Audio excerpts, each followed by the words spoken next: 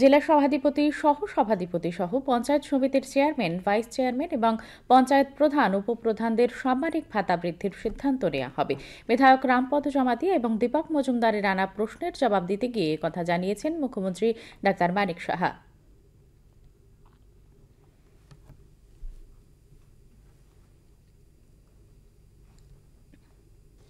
জেলা সভাপতি, সহসভাপতি সহ পঞ্চায়েত প্রধান, উপপ্রধান ও পঞ্চায়েত সমিতির চেয়ারম্যান এবং ভাইস চেয়ারম্যানদের সাম্মানিক ভাতা বৃদ্ধির পরিকল্পনা সরকারের আছে কিনা।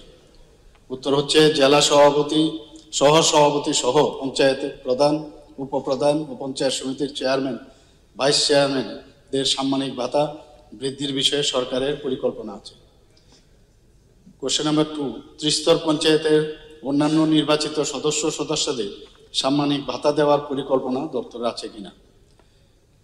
ত্রিস্তর পঞ্চায়েতের অন্যান্য নির্বাচিত সদস্যদের সাম্মানিক ভাতা দেওয়ার দপ্তরেরও এ বিষয়ে পরিকল্পনা আছে। বিষয়টি এখনও সরকারের বিবেচনাধীন এবং অচিরেই এ বিষয়ে সিদ্ধান্ত নেওয়ার পরিকল্পনা আছে।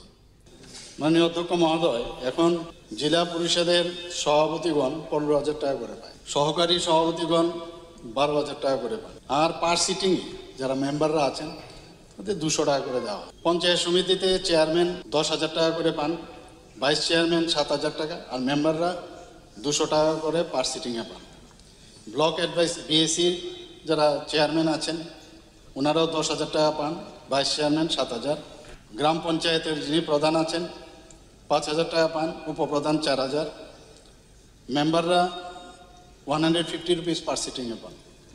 ভিলেজ কমিটির চেয়ারম্যান যারা আছেন 5,000 করে পাচ্ছেন, ভাইস চেয়ারম্যানরা 4,000 টাকা করে পাচ্ছেন, আর পার সিটিংয়ে এখানে 150 করে ওনারা পাচ্ছেন। আমি এডিসির বিষয়ে যে কথা হয়েছে, আমি বিষয়টা আমার দপ্তরকে বলবো, এটা পর্যালোচনা করে আমার কাছে যেন রিপোর্ট দেয়।